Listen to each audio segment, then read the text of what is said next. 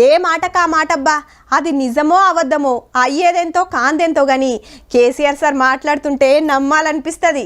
అంత నమ్మికతోటి అంత ముద్దుగా చెప్తాడు. మళ్ళా అదే ముచ్చట 4 వద్దులకు సప్పుడే ఉండదు. మరి ఇదేమైతుందో? సీఎం సీట్లకెళ్ళి దిగిన కాంచెల్లి పెద్ద సార్కు అస్సలు మనసులో పడతలేనట్టుంది. 10 ఏళ్ళు పవాలు ఉండే వరకు 5 నెలలు కూడా ప్రతిపక్షం లీడర్ ఉండలేకపోతున్నట్టున్నాడు.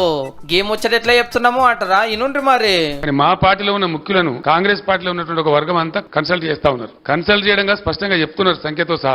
అన్న మేము 26 నుంచి 33 మంది ఎమ్మెల్యేలు రెడీగా ఉన్నాము, మేము కలుస్తాము, ఇద్దరం కలిసి గవర్నమెంట్ ఫామ్ చేద్దామని చెప్తున్నారు.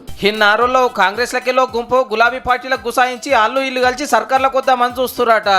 కానీ కాలకెళ్ళి 3 ఎమ్మెల్యేలు కాంగ్రెస్ కండువాలు కప్పుకున్నారు, 5 సిట్టింగ్ ఎంపీలు చంపయ్యారు.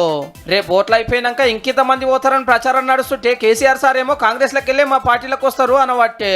గిట్లా చెప్పుకుంటేనన్నా ఈ ఎలక్షన్ల 4 ఓట్లు పడతాయేమో అని ఆలోచన కావచ్చు.